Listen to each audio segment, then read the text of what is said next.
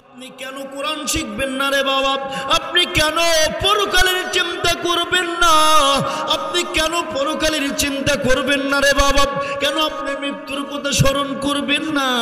আল্লাহ বলে, বান্দা তোর আজরাইল তোর কত নিকটে জানুনি বাজাত বাবাজি। ওই আল্লাহ রাব্বুল আলামিন যেদিন বাজানরে আমার দুনিয়া ছাড়ার ডাক দিবে, এক সেকেন্ড আগেও যাবে না, এক সেকেন্ড পরেও যাবে না রে বাবা। মুসলমান ভাইরা রে আমার, হাসরের ময়দানে আপনি যদি একটা নেকির জন্য ঠেকে যান, এ বন্ধু দুনিয়াতে সংসার করলেন, স্ত্রী পুত্র সন্তানের জন্য কত কষ্ট করলেন, মায়া মহব্বত ভালোবাসা দেখাইলেন বাবাজি, ওই পরকালের জমিনে স্ত্রী আপনাকে পরিচয় দেবে না, ওই সন্তান আপনাকে পরিচয় দেবে না। এত আদরের সন্তান বলবে বাবা দুনিয়াতে ছিল না, আদরের মেয়ে ডাকটা বলবে যুবক দুনিয়ার জমিনে আমার তো কোনো বাবা ছিল না। মুসলমান ভাইরা রে আমার, আপনি হাসরের ময়দানের দিন একটা নেকির জন্য যদি ঠেকে যান রে বাবা, আল্লাহকে ডাকতে বলবেন মালিক আল্লাহ গো,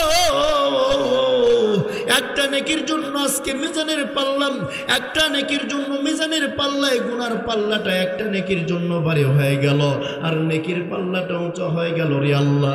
আমি আপনার কাছে দরখাস্ত জানাই, ওগো আল্লাহ, ওগো রব্বে কারীম, দুনিয়াতে আমার স্ত্রী ছিল, মা বাবা সন্তানাদি ছিল আল্লাহ, ওগো মালিক, ওগো আল্লাহ আমাকে আলটিমেটাম দাও, আমাকে সময় দাও রে আল্লাহ। ওগো রব্বে কারীম, এই সময়ের ভেতরে আমি এতগুলো হাসরের ময়দানে মা বাবা স্ত্রী সন্তান আত্মীয় স্বজনের কাছ থেকে নেক আমল আমি ধার করে নিয়ে আসবো, একটা নেকি মাত্রই তো, একটা নেকি আপনি আমাকে গোছানোর জন্য সুযোগ দিন। আল্লাহ ডাক দিয়ে বলবে বান্দা যা যা, আমি আল্লাহ তোকে সময় দিয়ে দিলাম, আলটিমেটাম দিয়ে দিলাম। বান্দা হাসরের ময়দানে দৌড়াইতে থাকবে, আল্লাহকে ডাকতে বলবে মালিক আল্লাহ গো, ওগো রব্বে কাবা, তুমি আমাকে আলটিমেটাম দিয়ে দাও রে আল্লাহ। আল্লাহ বলবে বান্দা যাও, তুমি চলে যাও, তুমি একটা নেকির ব্যবস্থা করে নিয়ে আসো, একটা নেকি যদি ব্যবস্থা করতে পারো, আমি আল্লাহ রব্বুল আলামিন তোকে বিনা হিসাবে জান্নাত দেব। চিল্লাই জোরে জোরে বলেন না মারহাবা।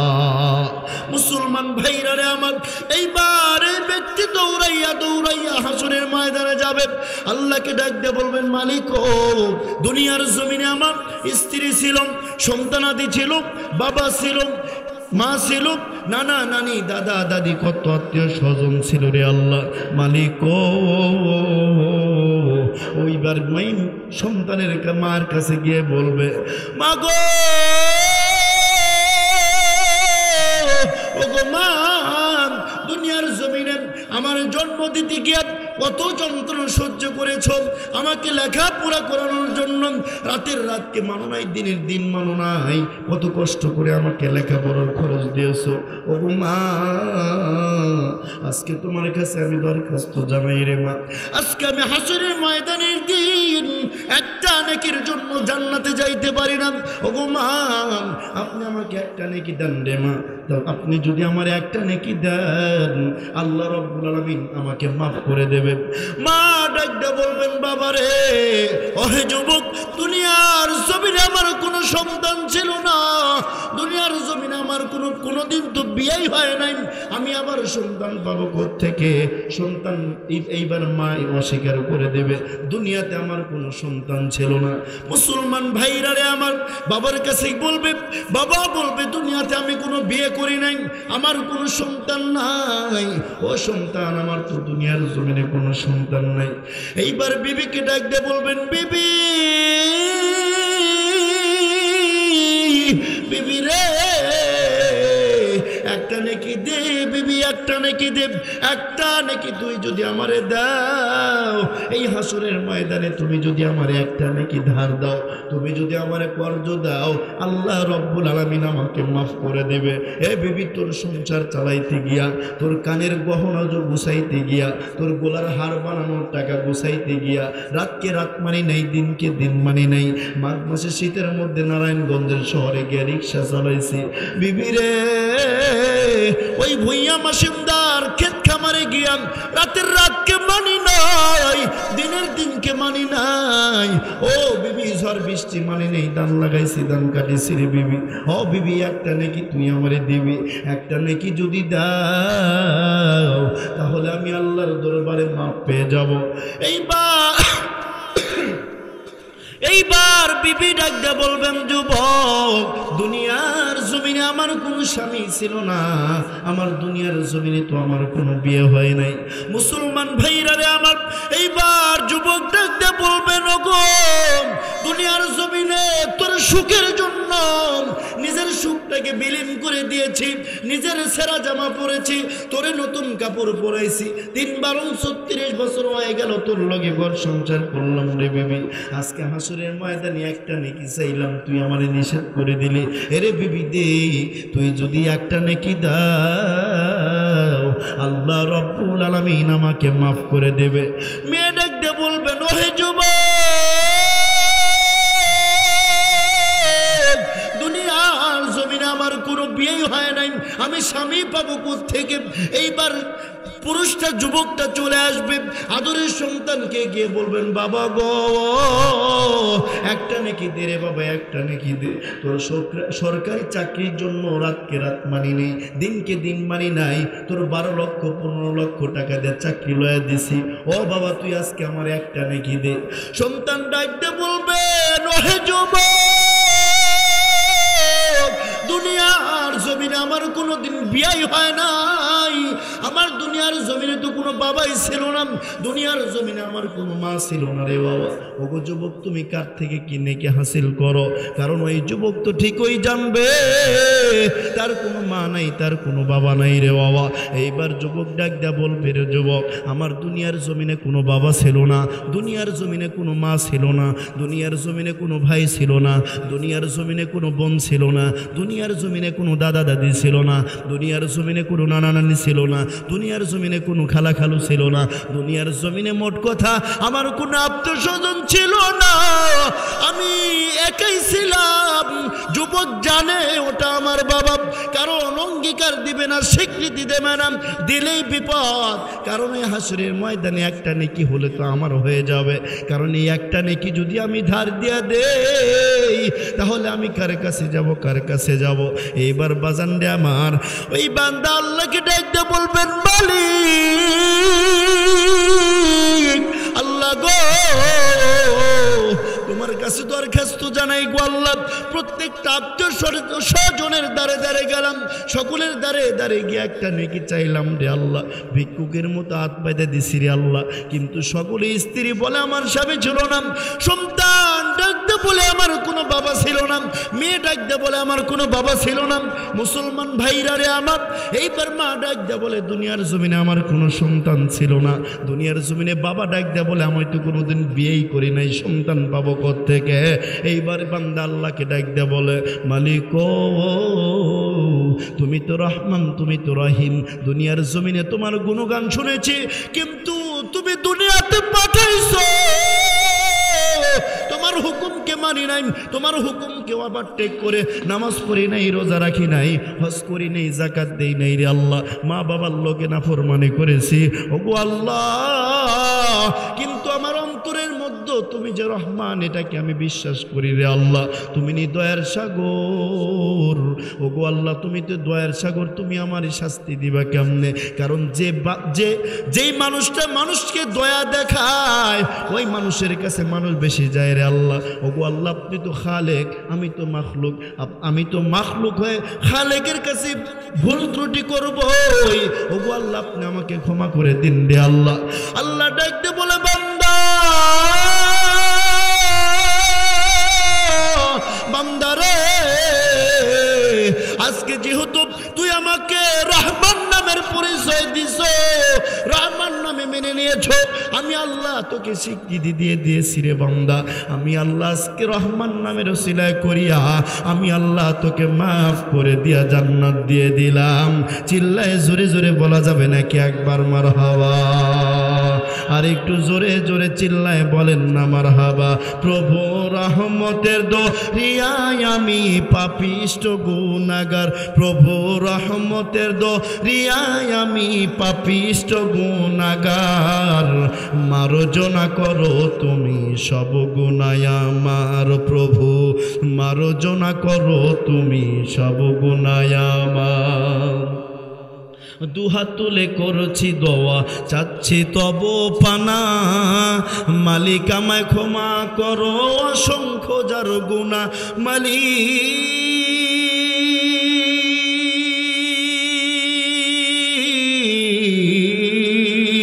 অসংখ্য যার গুনাহ, তবু দ্বারে হাত পেতেছি প্রভু, তবু দ্বারে হাত পেতেছি, করে দাও গোপাল, মার্জনা করো তুমি সব গুনাহ আমার প্রভু, মার্জনা করো তুমি সব গুনাহ আমার। লিল্লাহে তাকবীর। জিকির করেন লা ইলাহা, আর জোরে লা ইলাহা,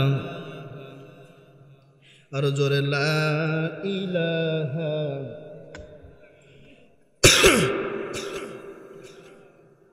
আসমানে আল্লাহ জমিনে আল্লাহ, আসমানে আল্লাহ জমিনে আল্লাহ, হায়াতে আল্লাহ মৌতে আল্লাহ, লা ইলাহা,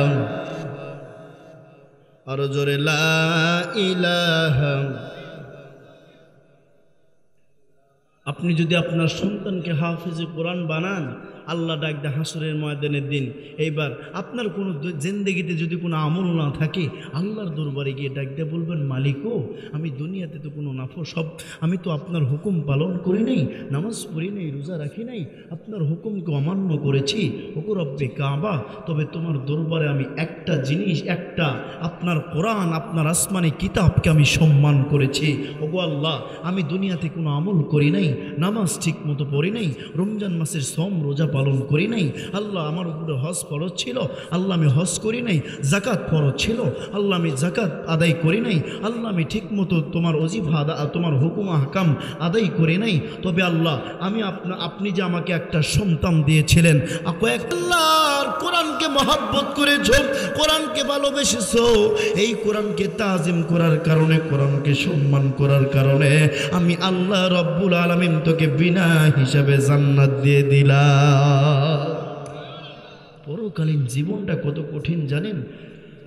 হাদিস শরীফের মধ্যে এসেছে, আম্মাজান হযরত খাদিজা রাদিয়াল্লাহু তাআলা আনহা, আমার আপনার নবীজি সাল্লাল্লাহু আলাইহি সাল্লামের সর্বপ্রথম স্ত্রী যিনি, বিবি যিনি, উনি আল্লাহ রাসূলকে ডাক দিয়ে বলতেছেন, ইয়া রাসূলুল্লাহি, আমি যখন দুনিয়ার জমিনে থাকবো না, ওই সময় আমার তো কবরকে করে বড় ভয় হয়, ওই অন্ধকার কবরের জিন্দেগিতে আমি কেমনে থাকবো, আমার তো নেক আমল নেই, আমি কেমনে দিন কাটাবো, আমি কেমনে সময়টাকে পার করব। ইয়া রাসূলুল্লাহি, ওই অন্ধকার কবরে কেমনে থাকবো, আমার ভয় লাগে, আমার ভয় লাগে। ইয়া রাসূলুল্লাহ, আপনারে কয়েকটা প্রশ্ন করতাম চাই। কি করতে চাই জোরে বলেন, একটু কথা বলেন। প্রশ্ন করতে চাই। তো রাসূল সাল্লাল্লাহু আলাইহি ওয়াসাল্লাম ডাক দিয়ে বলতেছেন যে, খাদিজা বলো তুমি কি প্রশ্ন করতে চাও। মুসলমান ভাইরা আমার দিলের কান লাগায় শুনবেন।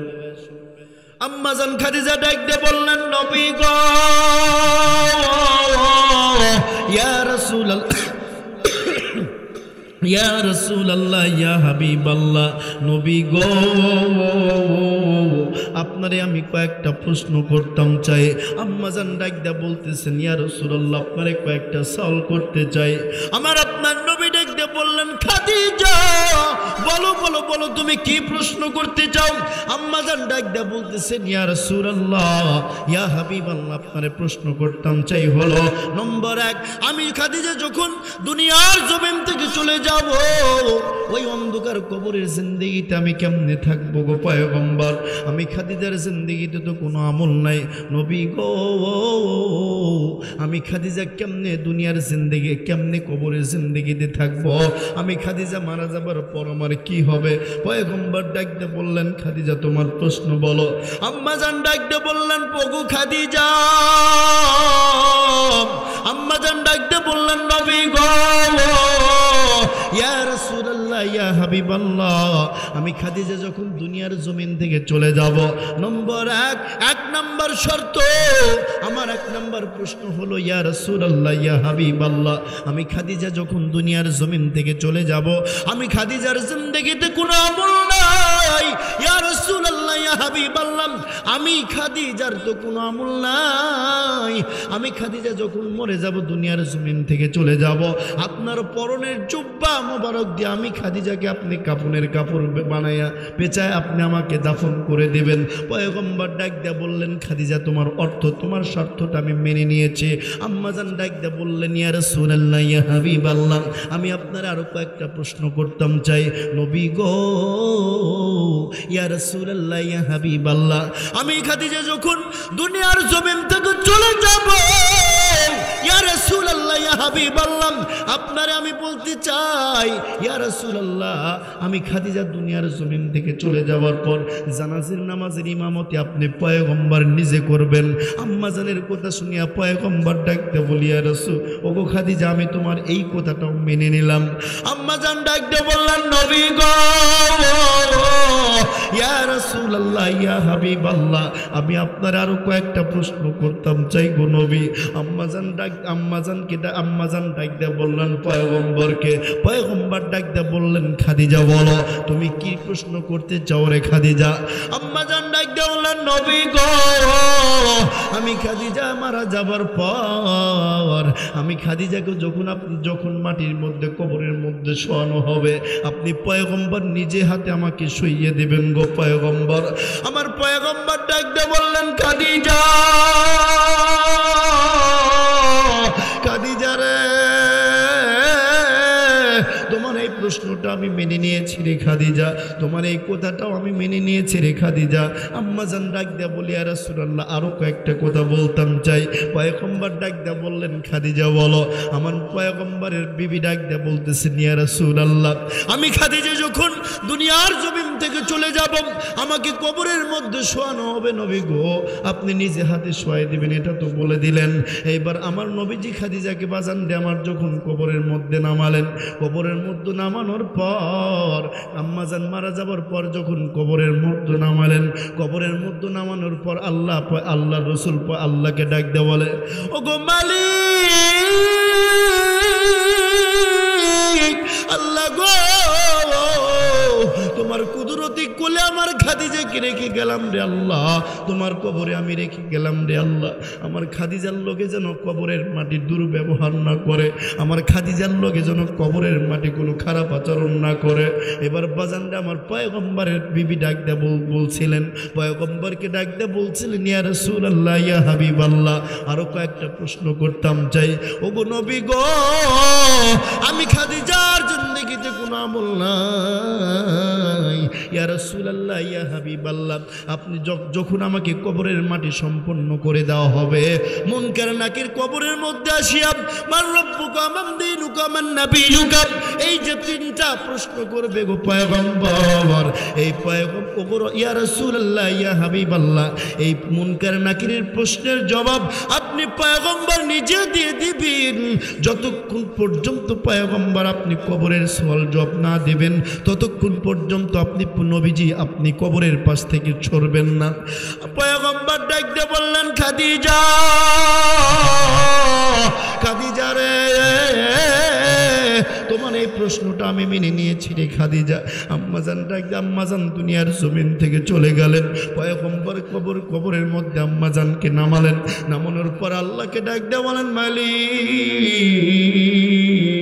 ও গো আল্লাহ, আমার খাদিজাকে আপনার কুদরতি কোলে রেখে গেলাম, এই যে কবরের মধ্যে রেখে গেলাম, আল্লাহ আমার খাদিজার লোকে যেন কবরের মাটি দুর্ব্যবহার না করে। সকলে যখন মাটি দিয়ে চলে গেল রে বাবা, কবরের মাটি সম্পন্ন করার পর আম্মাজানের কবরের পাশে বসে পয়গম্বর শুধু কান্না করেন, চোখ দিয়ে পানি বেয়ে বেয়ে গোর গোর করে পড়ে যায় রে বাবা। আল্লাহ ফেরেশতারা আল্লাহকে ডাক দিয়ে বলে, মালিক আল্লাহ গো, ওগো রব্বি কাবা, আপনার ওই যে আপনার পয়গম্বর কান্না করে, ওই যে আপনার পয়গম্বর কান্না করে গো আল্লাহ, আপনার কি মায়া হয় না? আপনার কি দিলের মধ্যে মায়া হয় না, দয়া হয় না? ফানাজালা জিবরাইল আমিন, জিবরাইল আলাইহিস সালাম আসলেন, আসিয়া ডাকতে বললেন, নবী গো, ইয়া রাসূলুল্লাহ, ইয়া হাবিবাল্লাহ, আপনার কান্না করার কোনো কারণ নাই, আপনার কান্না করার কোনো কারণ নাই গো আল্লাহ। আল্লাহ রব্বুল আলামিন আমাকে জানাই দিয়েছেন। আল্লাহ ডাকতে বলে, হাবিব, আপনার খাদিজার ওই প্রশ্নের জবাব, কবরের মুনকার নাকিরের প্রশ্নের জবাব আপনি পয়গম্বর, আপনাকে দিতে হবে না। ওগো জিবরাইল, আমার পয়গম্বরকে জানায় দাও, আমার ওই খাদিজার প্রশ্নের জবাব, কবরের প্রশ্নের জবাব আমি আল্লাহ তাআলা নিজেই দিয়ে দেব। চিল্লায় জোরে জোরে বলেন না মারহাবা। রহমতে আলম নবী, নবী দু জাহান, বলো রহমতে আলম নবী, নবী দু জাহান। সাহাবীরা আতর বানায় ওই নবীজির ঘাম, বলো সাহাবীরা আতর বানায় ওই নবীজির ঘাম। চিনো মানো জানো মানব আমার নবীজি, যাহার জন্য পাগল ছিল তারকারাজি, হায় হায়, যাহার জন্য পাগল ছিল তারকারাজি। তোমরা আরো শুনবানি সুন্দর কাহিনী, আরো শুনবানি সুন্দর কাহিনী। জান্নাতের রুমে রুমে লেখা নবীর নাম, বলো জান্নাতের রুমে রুমে লেখা নবীর নাম, বলো না রহমতে আলম নবী, নবী দু জাহান, বলো রহমতে আলম নবী, নবী দু জাহান। সাহাবীরা আতর বানায় ওই নবীজির ঘাম। উস্তুনে হান্নানা একটা খেজুর গাছের নাম, গাছটি ধরে খুতবা দিতেন রাসূল আকরাম, হায় রে গাছটি ধরে খুতবা দিতেন রাসূল আকরাম। গাছটা নবীর বিরহে কাঁদিতে রহে, নবীর বিরহে গাছ কাঁদিতে রহে। হতভাগ হইলেন যত সাহাবায়ে কেরাম, বলো না রহমতে আলম নবী, নবী দু জাহান, বলো রহমতে আলম নবী, নবী দু জাহান। সাহাবীরা আতর বানায় ওই নবীজির ঘাম। জিকির করেন লা ইলাহা,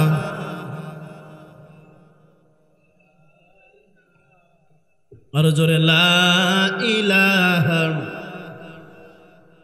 লা ইলাহা ইল্লাল্লাহ মুহাম্মাদুর রাসূলুল্লাহ সাল্লাল্লাহু আলাইহি ওয়াসাল্লাম। আমার ভাইরা, 5টা গুণের কথা বলেছি,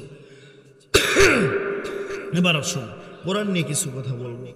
আচ্ছা, আমি আপনাদের কাছে প্রশ্ন করি, কোরআন যে দুনিয়ার জমিন আল্লাহ পাক 23 বছর যাবৎ রাসূলের উপরে নবুয়ত দান করে, আল্লাহ পাক যে রাসূলের উপরে পয়গম্বর নবীনা মুহাম্মদ সাল্লাল্লাহু আলাইহি ওয়াসাল্লাম যে আল্লাহ পাক যে তেনার উপরে কোরআনকে নাজিল করেছেন, এটা কি খামাখা শান্তিভাবে এসেছে, দিন কায়েম হয়েছে, নাকি কষ্টসাধ্যে?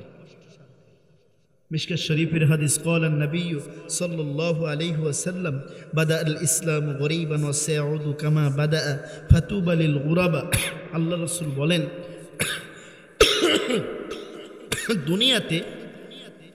দিন শুরু হওয়ার প্রারম্ভিক অবস্থায়, শুরুর অবস্থাতে আমি যখন কালিমার দাওয়াত নিয়ে মানুষের দ্বারে দ্বারে যেতাম, মানুষ আমাকে পাগল বলে আখ্যায়িত করত, মানুষ আমাকে হো প্রতিপন্ন করে তাড়িয়ে দিত, মানুষ আমাকে পাগল বলতো, মানুষ আমাকে দূর দূর করে তাড়িয়ে দিত, আর বলতো মোহাম্মদ পাগল হয়ে গিয়েছে, আবদুল্লাহর ছেলে মোহাম্মদ পাগল হয়ে গিয়েছে। নিজের বাপদাদার ধর্মের মুখে চুনকালি মেরে, নিজের বাপদাদার ধর্মে চুনকালি মেরে তার নিজের মন গড়া ধর্মে তন্ত্রের দিকে মানুষকে ডাকছে। এখন আপনাদের কাছে আমার প্রশ্ন, আচ্ছা বলেন তো, আমার আপনার নবীর বাতলানো পথ সঠিক না ব্যাঠিক? একটু জোরে বলেন, সঠিক না ব্যাঠিক? সঠিক। তাহলে এটার মধ্যে কি কোনো ভুল আছে? এটার মধ্যে কোনো সন্দেহ আছে? সন্দেহ নেই। এবার আসুন, আল্লাহ রব্বুল আলামিন যখন দিন কায়েম, যখন দুনিয়াতে যখন কালিমার দাওয়া শুরু হয়, এমতো অবস্থায় সাহাবায়ে কেরামের সংখ্যা যখন দিন দিন বেড়েই চলছে, ওই সময় রাসূল সাল্লাল্লাহু আলাইহি বলে রাখতে চাই, এই দিন যদি মানতে যান তিনটা বাধা আসতে পারে। কয়টা? তিনটা বাধা। নম্বর 1 পারিবারিক বাধা, নম্বর 2 সামাজিক বাধা, ধনাঢ্য শ্রেণীর বাধা, নম্বর 3 হলো রাষ্ট্রীয় বাধা। এই 3 বাধার কোনো বাধাকেই মানা যাবে না। কথা বলেন ঠিক কিনা?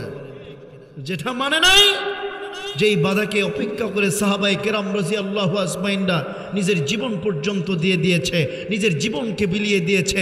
স্ত্রীর চেয়ে দিনকে, রাসূলকে বেশি মহব্বত করতেন, নিজের মা বাবার চেয়ে বেশি মহব্বত রাসূলকে করতেন, নিজের মা আত্মীয় স্বজনের চেয়ে নিজের রাসূলকে বেশি মহব্বত করতেন। এটা হলো পাক্কা ইমানদারওয়ালা। কথা বলেন ঠিক কিনা? আর এখন আমাদেরকে যদি বলা হয় যে বইয়ের কাছে, বইয়ের কোলের কাছে না শুইয়া শাপলা চত্বরে গিয়ে তোমরা জিহাদের ঘোষণা দাও, বাংলার জমিনে নাস্তিকদের জমিন রাখা হবে না, কোরআন বিরোধীদের কোনো ছাইদা হবে না, রাসূলের অবমাননাকারীদের জন্য রাস্তার ময়দানে জিহাদের জন্য ডাক দেওয়ার জন্য আমরা যদি কোনো মানুষকে ডাক দেই, বউ এখন পিছন থেকে এমন করে ধরে বলবে, কাউয়ার জাত তুই কোনে যাস, আগে জিহাদ না আমার সাথে আগে জিহাদ। কিন্তু সাহাবায়ে কেরাম আগে সর্বপ্রথম প্রাধান্য দিতেন দিনকে। কথা বলেন ঠিক কিনা? তাদের ইমানি জজবা ছিল কেমন? আমাদের জজবা তো 5 টাকার একটা চায়ের কাপের কাছে বিক্রি হয়ে যায়। আমাদের ইমান, ইলেকশন আসলে দেখবেন একজন মানুষকে হাত পাখাওয়ালা এসে ডাক দিয়ে বলবে যে ভাই আমাকে ভোটটা দিন, হাতের মধ্যে একটা সুন্দর করে 50 টাকার নোট এমন করে ঢুকায় দেয়। আরেকজন আওয়ামী লীগের আরেকজন আসলো, আসার পরে আমার ভাইয়েরা বলবে ভাই আপনাদের খেদমতে নিয়োজিত ছিলাম, এখন আবারও থাকতে চাই, একটু আমাকে আমার এই নৌকা মার্কায় ভোটটা দিবেন। অন্ধকার রাস্তায় তো আপনি চলতে পারেন না, এই যে টর্চ লাইট আপনাকে একটু উপহার দিলাম, রাস্তা দেখে দেখে হাঁটবেন, এটাই দেওয়া শেষ। তারপরে নির্বাচন শেষ হওয়ার পরে আপনাকে অনেক কিছু দেওয়া হবে, আপনাদের রাস্তাঘাট যা ভালো ছিল আরও খারাপ করে দেওয়া হবে। এমন ওয়াদা দেয় কি দেয় না? এমন দেওয়ার পরে ওর কাছেও বলে যে ইনশাআল্লাহ আপনাকেই ভোট দেব। এমন করতে করতে অন্তত 50 জনের কাছে, অন্তত 7 জনের কাছে বিক্রি হয়। কথা বলেন ঠিক কিনা? ভোট এটা একটা আল্লাহ তাআলার বড় একটা আমানত। আমানতের খেয়ানতকারীর যেই শাস্তি হয়, এই শাস্তি তোমাকে ভোগ করতে হবে। কথা বলেন ঠিক কিনা? সাহাবায়ে কেরাম হযরত খুবাইব রাদিয়াল্লাহু তাআলা আনহুকে যখন মক্কা